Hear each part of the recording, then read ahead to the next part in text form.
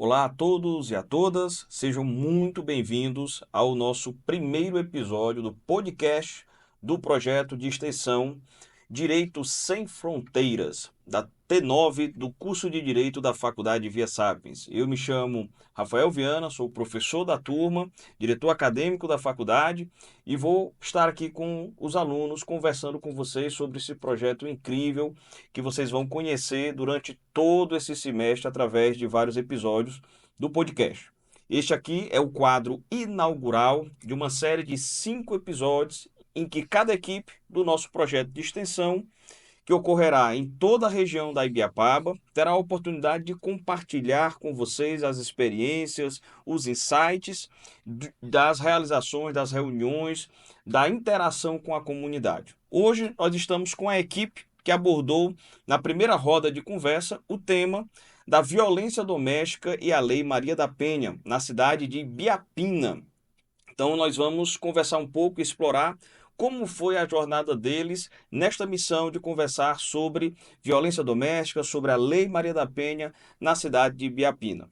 Para a gente iniciar, estou aqui com 4 alunos, a equipe é muito maior, é toda a turma, na verdade, mas por questão de logística aqui do nosso estúdio, a gente não tem como receber toda a turma. Então, vamos conversar com 4 alunos que eles, a própria turma, de forma muito autônoma, escolheu para poder conversar conosco e compartilhar como foi essa jornada deles. Então, para a gente iniciar, eu gostaria de pedir que cada membro da equipe pudesse se apresentar, contar qual foi seu papel nesse projeto. Tá bom? Boa noite, eu me chamo Isabel. Eu fiquei responsável por fazer os slides e por apresentar juntamente Biapina e fazer algumas fotos. Eu também fiquei responsável um pouco pelo marketing, né, das fotos e da apresentação. Acho que no mais foi isso, né? Esse é o nome, não esqueça o nome não, a Beatriz. Beatriz, justamente. Boa noite, eu me chamo Karen. Eu fui responsável por passar um pouco do conhecimento de maneira direta para o nosso público principal. Boa noite, eu me chamo Ítalo. Eu fiquei responsável meio por coordenar a nossa equipe, já que eu sou o único aluno representante de Biapina na nossa sala. Então, eu meio que organizei tudo, planejei como seria, falei com as pessoas convidadas que foram para a escola para juntamente com a gente poder fazer a palestra. Excelente. O nosso podcast, você que está nos escutando agora pelo canal do YouTube da faculdade e também pelo Spotify, vai estar disponível nas principais plataformas, tá certo? E para a gente dar continuidade, importante que vocês todos aqui fiquem muito à vontade para compartilhar sobre o projeto e para que todos entendam. A equipe é composta por toda a sala, né? É Sim, uma turma que tem em média, o que a turma de vocês tem em média 50, 60. 60 60 alunos, 60 né? alunos. Então, uma turma que tem em média 60 alunos, onde cada membro da equipe tem uma função específica dividida em equipes, que vão desde a marketing, a divulgação, patrocínio, a equipe que faz a troca de conhecimento, estuda os conteúdos, monta material. Então, um projeto bem bacana. E isso tudo, diga-se, é importante ressaltar, organizado exclusivamente pelos alunos. O meu papel como professor é um mero orientador para que possa conduzir o projeto, mas a execução, a organização é exclusivamente dos nossos alunos. E isso é importante para que eles possam ter a autonomia de desenvolver de maneira própria o projeto, tá certo? Isso. E aí vou conversar aqui um pouquinho com a Beatriz, perguntar o que é que te motivou, Beatriz, a se envolver nesse projeto. Obviamente que a nota, né? Mas primeiro, depois da nota foi o quê, Beatriz? Eu acho que é de suma importância a gente participar de projetos assim acadêmicos. E quando a gente tem a universidade que traz palestrantes falando sobre o tema, não foi a primeira vez que foi citado aqui na universidade. A faculdade já tinha trago outras vezes, o professor Raul trouxe antes de você apresentar um tema pra gente, né? E aí foi muito esclarecedor. Foi uma mulher que já é envolvida em causas sociais, e aí a gente quis trazer assim para o ambiente escolar, principalmente em Biapina, numa escola que não era nem de ensino médio. E aí eu acho que é de suma importância para a gente. A gente pretende levar o projeto, né? Por mais que a gente não faça mais palestras presenciais, mas continuar nas redes sociais e tudo mais. Eu acho que é de suma importância quando você é universitário se envolver em projetos importantes assim. Perfeito, perfeito. Como foi, como foi que vocês conheceram a Lei Maria da Penha? Antes do projeto, já tiveram, você falou que já teve outro Sim. contato, né, na disciplina do professor Raul. Mais alguém, Isabel, Karen, Ítalo, fiquem à vontade para compartilhar. Desde criança, a gente ouve falar sobre a Lei Maria da Penha, mas eu confesso que comecei a estudar mais e ver mais sobre a Lei Maria da Penha quando a gente precisou entrar a fundo nesse projeto. E foi bastante esclarecedor, porque a gente vê casos de mulheres, principalmente da Maria da Penha, que sofreu agressões e tinha medo de fazer a denúncia. Então é bastante, como que eu posso falar? É bastante, vou usar esclarecedor, é bastante esclarecedor para a gente falar sobre esses assuntos e conhecer, principalmente a gente que vai ser operadores do direito, entender isso é de suma importância. Eu já convivo um pouco mais de perto, né? Eu trabalho em escritório, sou estagiária, e aí o nosso escritório o maior foco é família. É muito recorrente a gente ter casos de Maria da Penha, pós-divórcio, antes do divórcio. E a gente estava até comentando na palestra que hoje ainda se foca muito sobre a violência física. Não se fala tanto da violência patrimonial, a gente não tem tanta essa ciência que existe outros tipos de violências além da física, né? Poucas pessoas sabem que são 5 tipos de violência, né? Muita gente Sim, foca só na física, Isso no mesmo. estupro, mas existe a patrimonial, moral, psicológica, que a maioria das mulheres sofre na psicológica diariamente e sim, não sabem que sofre esse tipo de violência dentro de casa.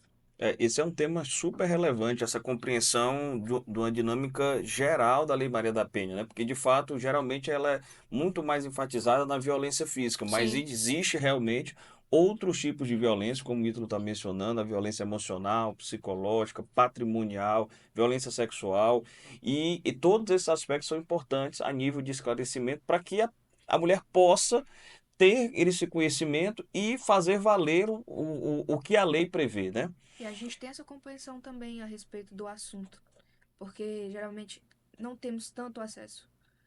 Não só a gente, assim que eu falo, fora fora a Isabel, estudante de direito, a Isabel mesmo no dia a dia. Muitas vezes a gente trata a agressão à mulher com indiferença. Muitas vezes as pessoas chegam a dizer que você não se intromete em briga de casal, mas na verdade tem que se intrometer sim, porque é grave. É a vida de uma pessoa que está em jogo. Isso é de suma relevância. Como foi que vocês escolheram os tópicos para ser discutido e os convidados que participaram? Como foi essa dinâmica? Já que a Lei Maria da Penha ela é bem extensa, tem vários aspectos que podem ser abordados nas rodas de conversa. Como foi que vocês conseguiram dividir de forma a ficar mais didática para apresentar a lei para um público que não a conhece, né? Um público que não tem um conhecimento técnico, jurídico. Isso é importante. É, como você falou, né? Estamos nós 4 aqui representando, mas por sim, trás disso tem uma turma enorme. E as meninas da nossa equipe também, a Ingrid e a Carol, fizeram uma pesquisa, fizeram tópicos. Nesses tópicos a gente escolheu o que melhor para conduzir para a apresentação, que foram os 5 tipos de violência. E sim. nisso a gente trabalhou em Biapina, porque lá tem a Casa da Mulher Biapinense, a CAMI. E convidamos uma psicóloga, que já convive com isso diariamente, já faz parte do trabalho dela, atender essas mulheres que passam por esses tipos, né, de violência, tipos de abuso. Então, foi de uma certa forma até que fácil escolher Sim.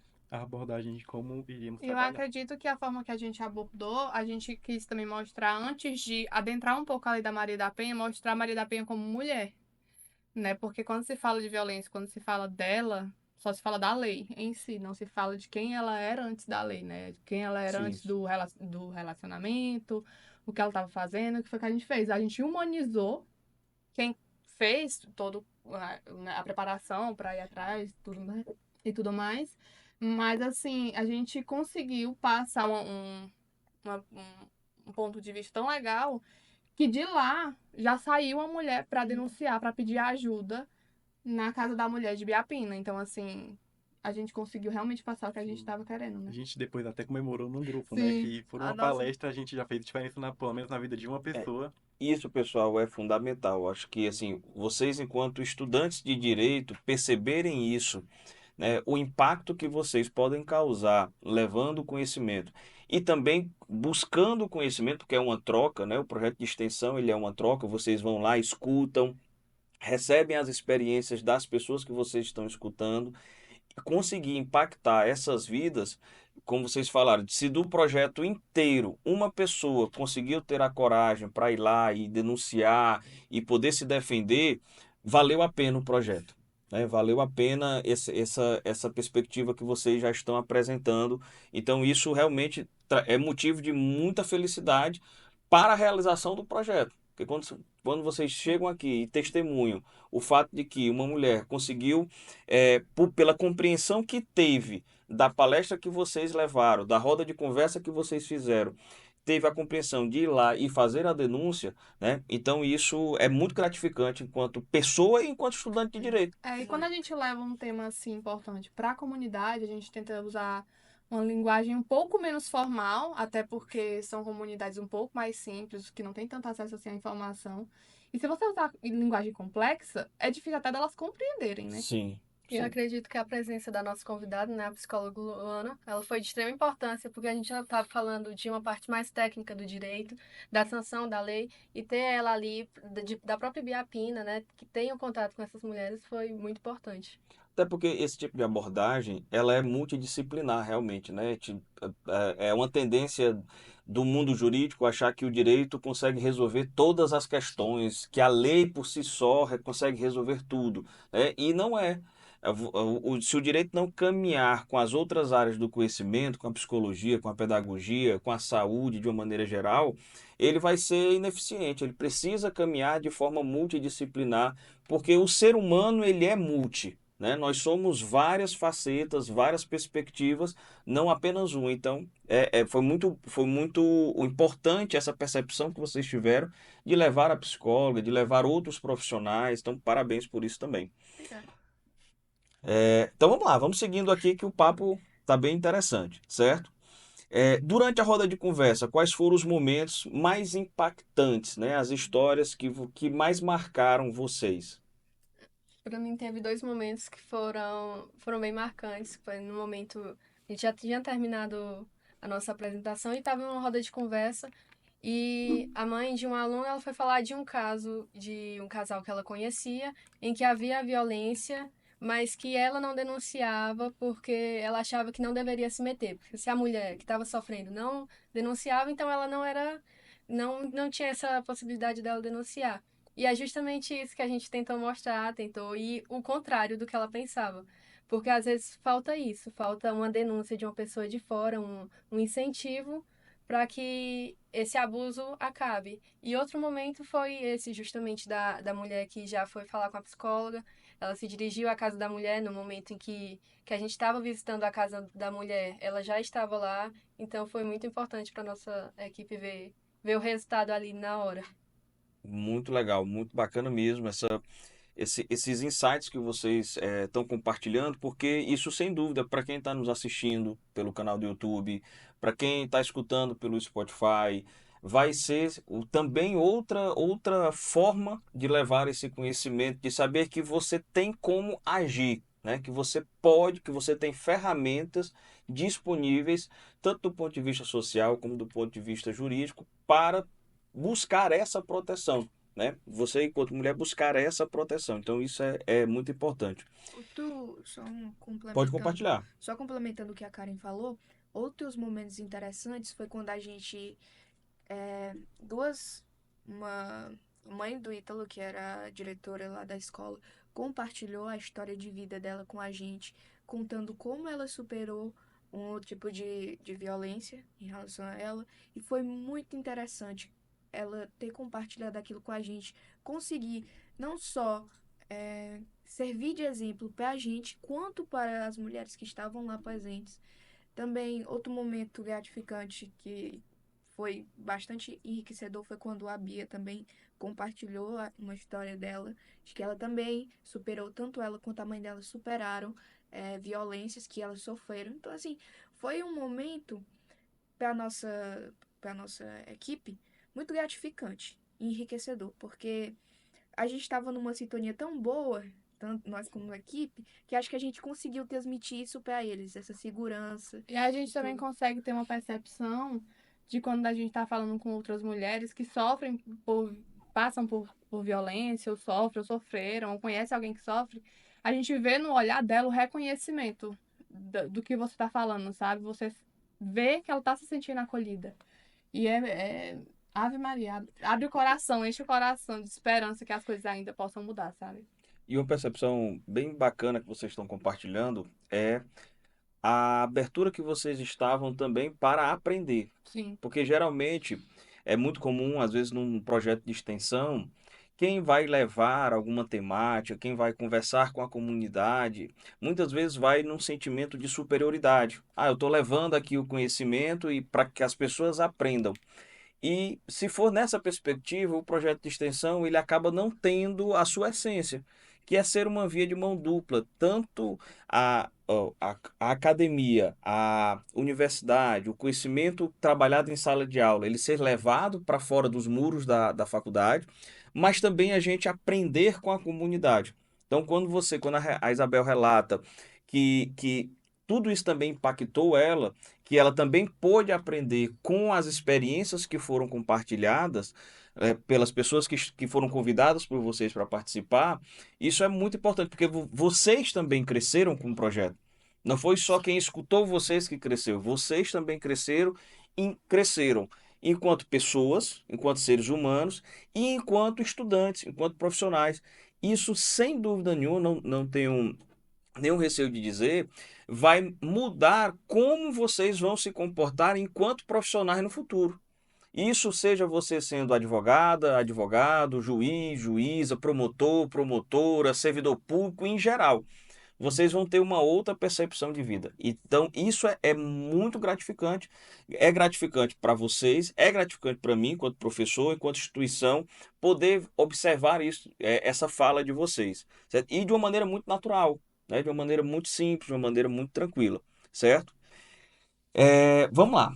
E os próximos passos, né? Já que houve todo o impacto, né, no trabalho, na experiência que vocês relataram aqui, né, no que mais foi marcante para vocês. Quais foram os principais insights, né, as principais percepções que vocês tiraram após essa roda de conversa sobre violência contra a mulher? Eu parto do princípio que foi enriquecedor. Porque, como você mesmo citou, a gente aprendeu com as mulheres que estavam lá presentes, com os alunos também, que a gente teve o acolhimento deles foi muito bom com a gente. E eles aprenderam com a gente. Então, eu acredito que ali foi um momento mágico, eu diria. Foi um momento interessante porque a gente ainda não tinha tido contato com o público fora da faculdade, a gente não tinha se apresentado fora da nossa sala. Então, o momento assim foi pra gente aprender como Sair um lidar, pouco da bolha, né? aprender como lidar com as pessoas fora, já ser os operadores do direito, digamos assim. Vocês, só para quem está nos escutando saber, Isabel, vocês estão em qual período? Segundo. Segundo No período. segundo período, olha aí que legal, né? E ajudou a perder o medo. Confesso que eu sou muito medrosa na hora de me apresentar fora, até mesmo dentro da faculdade. Mas quando eu chego lá, acredito que pela nossa sintonia e com a sintonia com eles, não teve medo algum. Foi bastante tranquilo de falar. E acho que o momento que mais transmitiu confiança foi o fato da gente saber da moça que denunciou. Foi o momento que mais eu vi ali e falei: Valeu a pena. caramba, eu faço direito pra isso. Eu faço Que direito pra legal. isso. Que legal, mais alguém quer compartilhar assim, o impacto positivo que teve o projeto nessa perspectiva da conscientização sobre a violência, sobre o combate à violência? Fica à vontade. Acredito que não. E, pessoal, sobre como vocês acreditam que seja o impacto do projeto em relação ao tema na Serra da Ibiapaba? Sim. Como foi que vocês viram? O projeto vai seguir, né? Vocês ainda vão se apresentar, ter rodas de conversas em outras cidades na Serra da Ibiapaba. Quais são as expectativas que vocês estão tendo para esse projeto, que ainda está em andamento, né? Nós ainda vamos ter 4 episódios dessa série aqui sobre o projeto que vocês estão realizando. Quais são as expectativas de vocês para a condução do projeto? Bom, é como você falou, né? A gente escolheu 5 cidades para ser representadas. A primeira foi Ibiapina e cada cidade com um tema diferente. Aí vão vir ainda Tianguá, Viçosa, Ubajara, São Benedito. Mas acredito que voltando o tema para a Serra em geral, é um tema de extrema importância, pois agora que a gente está tendo casas de mulheres nas cidades, né? Agora temos, se eu não- salvo engano, a gente tem 3 casas da mulher e vamos ter a Delegacia da Mulher em São Benedito e a Casa da Mulher Brasileira lá também. Então, assim, pra gente que mora no interior do nosso estado, no interior do Ceará, onde as pessoas, na maioria das vezes, de certa forma, não é ignorância, mas como que se fala? Uma inocência, né? Não sabem, não compreendem as leis, seus direitos, então é de uma extrema importância ter isso aqui pra gente. Principalmente para as mulheres Às vezes do até conhece a lei, mas não sabe como correr atrás, justamente, não quem tem um lugar para procurar. Mas, Tem receio de ir numa delegacia e ser atendido por um delegado homem. homem, né? E aí, é, todo receio de ser é, descredibilizada. E ampliar esse tema nas próximas cidades, porque o nosso público ele foi um público relativamente pequeno, né? Foi só para as mães das alunas do 9º ano. E a gente já teve esse impacto. Então, se espalhando mais pela Serra, acredito que vai fazer uma grande E um diferença. público pequeno, a gente já teve um resultado é, bom, imagine isso em toda a serra, né? Com certeza. as expectativas estão lá em cima em relação a esse trabalho e os Que bacana. futuros que a gente vai ter. Porque tudo isso, pessoal, todas essas frentes são importantes para essa conscientização. Desde os equipamentos que vocês mencionaram, a de apoio à mulher, delegacia da mulher, porque há todo esse receio mesmo da mulher ser recebida por um policial masculino. Então, quando você tem ali uma Sim. policial feminina, há com certeza um acolhimento muito mais Conduzindo uma humanizado. viatura, uma Isso, delegacia, uma inspetora, né, recebendo uma mulher. Eu justamente. acredito que tem toda uma diferença. De Com policial, certeza há um atendimento gente. muito mais humanizado e isso é importante, né? E o trabalho de vocês também é importante, essa atuação, que é a atuação social, né? Não só o de vocês, mas de todos que estão nos escutando, de todos que estão nos assistindo, né? Como a Isabel mencionou, briga de marido e mulher, tem que meter a colher sim, não pode ficar omisso, porque é uma vida que está em jogo, né? E toda vida importa. Então, isso é fundamental para que a gente consiga compartilhar essa consciência, consiga compartilhar essa perspectiva. Bom, Só complementando, professor, uma das coisas que a gente estudou a respeito da lei é que a violência contra a mulher psicológica, ela é uma das que mais afeta e é uma das que mais pode travar a mulher na hora de denunciar. Porque, ultimamente, a nossa sociedade está vivendo uma fase muito psicológica. Isso também a faculdade está tratando de inserir essas coisas para a gente. A gente, inclusive, no segundo período agora, estamos tendo aula de psicologia jurídica. Para a gente saber lidar com isso. Porque essas mulheres, ao sofrerem violência psicológica, têm medo de fazer a denúncia porque o marido é a principal forma de sustento da Provedor, né? casa, é o principal provedor da casa. E também medo pelos filhos, porque é o que mais deixa elas temerosas, pode ser a palavra que Sim. posso usar? Deixa elas mais temerosas em relação a isso. E a gente viu que na lei, isso é uma coisa que precisa ter mais informação a respeito. A gente viu que na lei, ela foi aprovada em 2006. Recentemente, há 2 semanas ou há 3 semanas atrás, foi inserida nela. Como que eu posso falar? Um auxílio. O auxílio para as moças que sofrem esse tipo de violência poderem morar com os filhos. Um auxílio moradia. Também tem a questão do auxílio alimentação, né? Isso. A questão do auxílio alimentação, porque as mulheres têm medo de fazer essa denúncia, porque, eu não tenho onde ficar. Meu marido, ele é a principal fonte de Às vezes, sustento. até por ter filhos, não tem como trabalhar, né? Não tem como Sim, trabalhar em período sim. integral.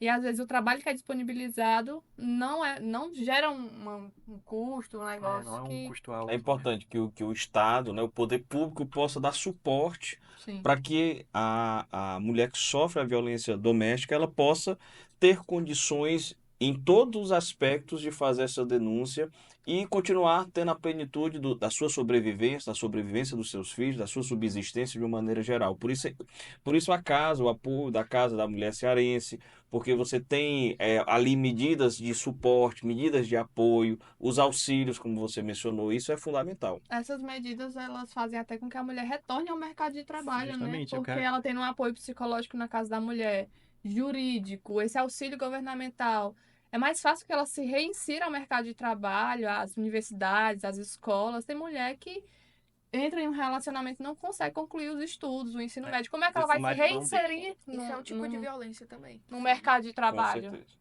Com certeza. Pegando só o gancho das meninas, a própria Casa da Mulher, como a Bia Sim. citou, ela faz alguns programas, alguns cursos para essas mulheres poderem trabalhar, serem autônomas e conseguir uma renda extra, para que assim possam se sustentarem. Muito bom. Pessoal, então, estamos chegando ao fim do nosso primeiro episódio. Eu queria agradecer a todas vocês, a vocês que estiveram aqui, a toda a equipe da sala, né, da turma de vocês, que de forma muito brilhante e muito organizada iniciaram a execução desse projeto.